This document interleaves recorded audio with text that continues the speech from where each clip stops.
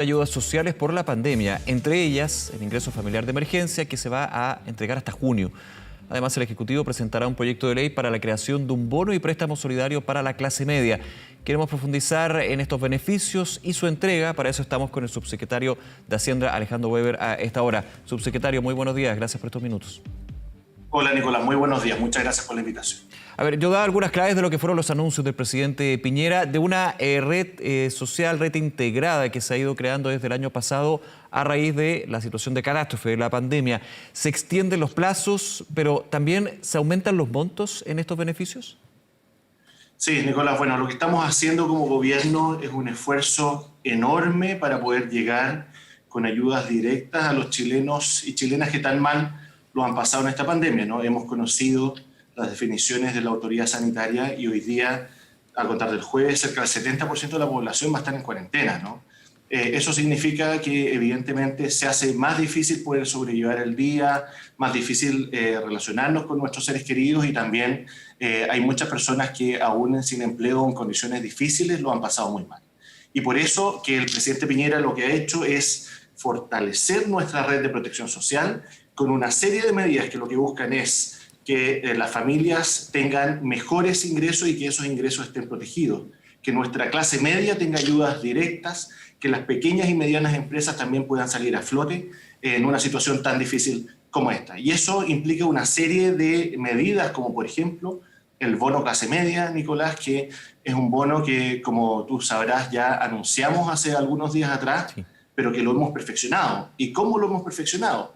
Hemos escuchado a los parlamentarios de Chile Vamos con mucha atención, hemos escuchado a la ciudadanía y lo que hemos hecho es aumentar ese bono que antes lo que nosotros habíamos señalado era de 400.000 pesos como base, ahora va a ser de 500.000 pesos. Y para aquellas personas que tengan ingresos entre el sueldo mínimo y 2 millones de pesos, pero con una distinción muy importante, que aquellas personas que tienen ingresos entre el sueldo mínimo y 408.000 pesos no tendrán que demostrar baja de ingresos para poder recibir este bono. Lo que sí tendrá que hacer aquellas personas que tienen sueldos sobre 408.000 pesos, pero esa rebaja ya no es del 30% de los ingresos, como habíamos señalado anteriormente, sino que es del 20%. Me voy a quedar un segundito en eso, porque hay una diferencia con respecto a lo que había sido anteriormente. O sea, hay un porcentaje de personas que no va a tener que demostrar que hay una caída de 30% de sus ingresos, como había sido establecido el año pasado.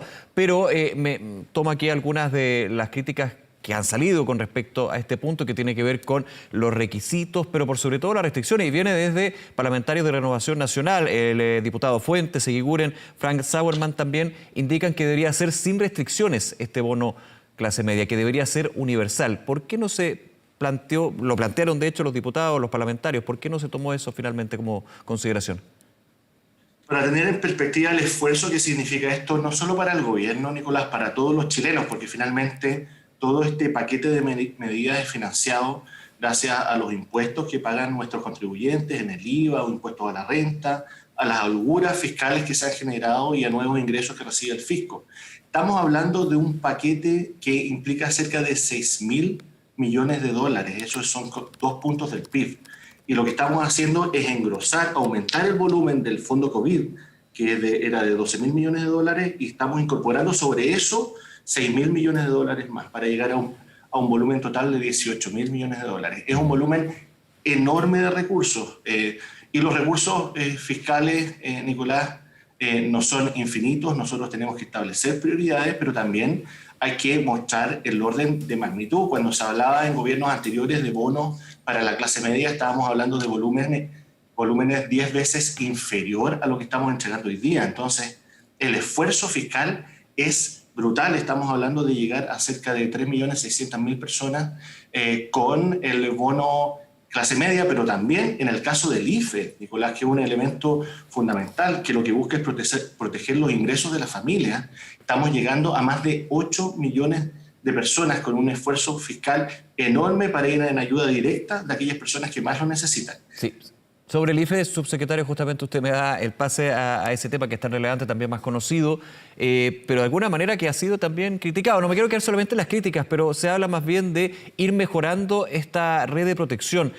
Menores requisitos, el tema de cuándo determinar si efectivamente soy postulante o no para el ingreso familiar de emergencia. Eso se ha ido flexibilizando, se han eliminado las cortapisas porque por lo menos de parte importante de la oposición en el Congreso se dice que eso sigue siendo la gran piedra de tope de estas ayudas. Por ejemplo, Nicolás, en el caso del IFE, lo que nosotros estamos haciendo es extender el IFE para los meses de abril, mayo y junio, pero además con mayores recursos. Estos recursos están destinados en relación a las cuarentenas, ¿no? ¿Cuánto tiempo ha estado en cuarentena las personas en determinadas comunas? Y estamos aumentando los montos, es decir, por ejemplo, aquellas personas que han estado 14 días o más en cuarentena, pasamos de 80.000 pesos a 100.000 pesos. Y para aquellas personas que han estado entre un día y 13 días son 60.000 pesos. Es decir, estamos aumentando los montos del IFE. Se entrega para las mismas personas que ya han venido recibiendo el IFE en forma consecutiva y además extendemos los plazos. Es decir, ya no solamente hasta abril, sino que es abril, mayo y junio. Estamos hablando en total, solo en el caso del IFE, de cerca de 3.000 millones de dólares. Es decir, nuevamente es un esfuerzo enorme de todos los chilenos que nos permiten poder entregar estas ayudas y además con menos requisitos en el caso de prácticamente todas las iniciativas de lo que alguna vez cuestionaran. A eso quería ir, subsecretario, perdone que le interrumpe. Menos requisitos en el ingreso familiar de emergencia. ¿Cuáles son esos requisitos que se empiezan a reducir en ese sentido?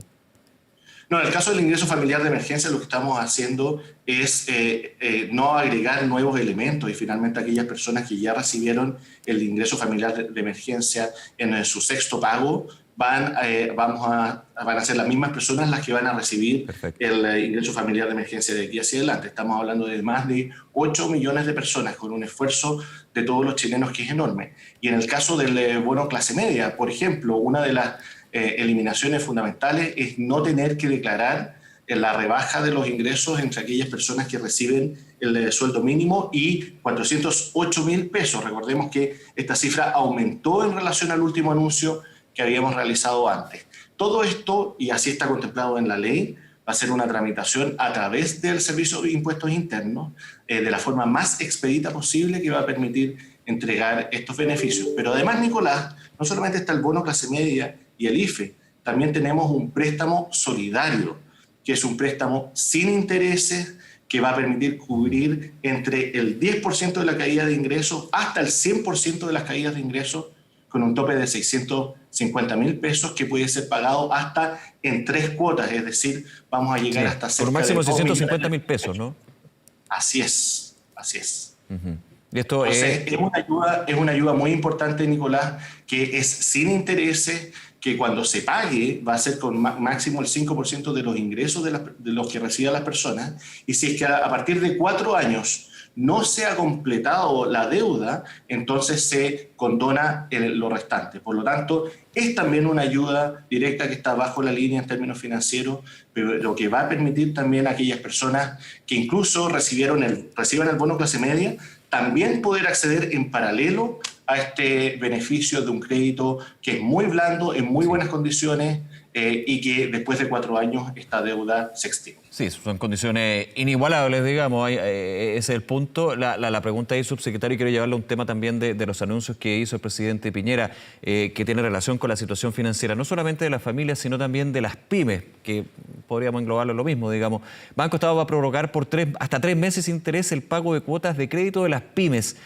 ¿Está también en conversación el gobierno con las distintas instituciones bancarias, financieras, para ir replicando lo que sucedió el año pasado, donde se fueron postergando desde los bancos los créditos de distinta índole? Especialmente para las pymes, pero pensando también en un universo mayor, pensando en los créditos hipotecarios y otros elementos.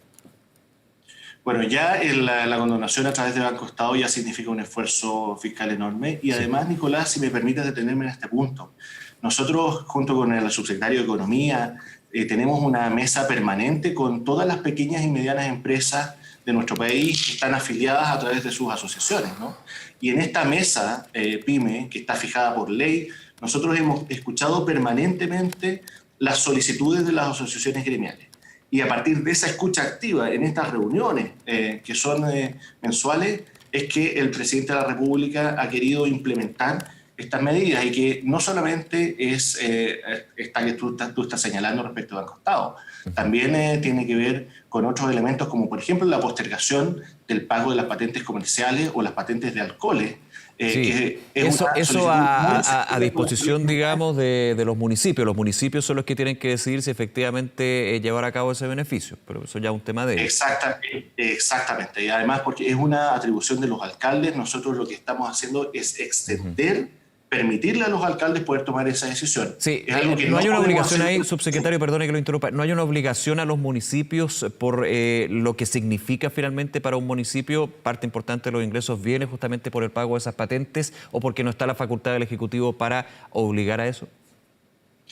No está la facultad nuestra para poder obligarlo. Lo que nosotros estamos haciendo es entregarle a los alcaldes la decisión. Siempre hablamos de descentralización, ¿no? Y al momento de tomar decisiones de este tipo siempre miramos a Tatino 120, nivel central. No, estas son materias que tienen que resolverse en los municipios porque cada municipio tiene una realidad distinta, cada territorio tiene una realidad distinta y por eso es que los alcaldes deben tomar esa decisión mirando, por supuesto, lo que ocurre con su propia billetera. Ahora, lo que estamos haciendo respecto de estas materias, Nicolás, es poder postergar el pago. Esto no significa que no se vayan a realizar, ¿no? Recordemos que, por ejemplo, respecto de contribuciones, ya hubo una postergación el año anterior y lo que estamos haciendo ahora es evitar que se acumulen los pagos del año 2020-2021 sí, claro, ese es el problema. Durante el mismo año, ¿no? Porque eso va a apretar demasiado el bolsillo de los pequeños comerciantes, los emprendedores, en fin. Y lo que estamos haciendo es poder postergar esto para el próximo año, de manera tal de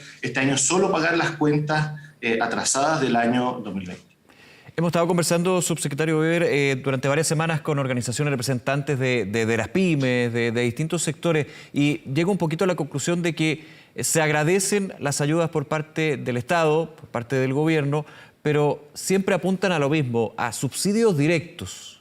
¿Se ha evaluado esa posibilidad, especialmente en el sector turismo, gastronomía? Me han hablado muchísimo de eso. Obviamente es la ayuda más directa, como dice su nombre, pero entiendo que ahí juegan a favor o en contra algunos elementos. ¿Se ha conversado en el Ministerio de Hacienda la posibilidad de subsidios directos más que préstamos blandos o préstamos con entidades bancarias?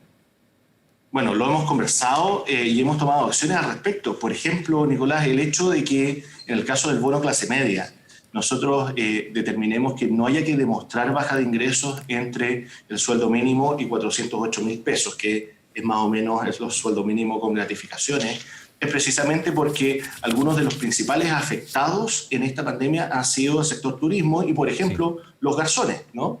Buena parte de los garzones en nuestro país que trabajan en los restaurantes, en fin, reciben un componente de renta variable a partir de las propinas. Pero esa baja de las propinas que dejaron de percibir es muy difícil de demostrar. Entonces, precisamente para ellos es que, por ejemplo, está dedicado este bono clase media con este tramo en que no hay que demostrar baja de ingresos. Pero también ha habido una serie de otras medidas, Nicolás, que han sido implementadas a través del Ministerio de Economía, con un fondo de $200 millones que estableció que a través de la Corfo y de Cercotec se pueden entregar recursos directos cofinanciados con los emprendedores de industrias tan complejas o que han sido afectados como el sector turismo. Y otro ejemplo, Nicolás, el FOGAPE Reactiva. Cuando nosotros tuvimos el FOGAPE COVID el año pasado, llegaron 300.000 empresas, pudieron acceder al FOGAPE, pero 70.000 se quedaron fuera. ¿Y por qué se quedaron fuera 70.000? Porque esas 70.000 eran de sectores más riesgosos, como por ejemplo el sector turismo, y la banca no les entregaba un préstamo a una tasa tan baja del 3,5%. Lo que hicimos con FOGAPE Reactiva fue subir un poco la tasa a un tope del 7,7% anual, que es muy por debajo de lo que típicamente se endeuda una pyme, en torno al 13-14%, y eso va a permitir acceder a aquellas empresas que están en sectores más riesgosos, como el sector turismo, pero también las industrias artísticas y de entretenimiento, a créditos con una tasa preferencial y que va a permitir cubrir hasta el 25% de sus ventas anuales para poder no solamente utilizarlo en capital de trabajo, sino que también en inversión, porque con eso queremos reactivar la economía y generar más empleo, inyectando recursos directamente a la vena de las pequeñas y medianas empresas. Subsecretario, nuevamente muchas gracias por acompañarnos a esta hora en Canal 24 Horas. Que tenga un buen día. Hasta luego.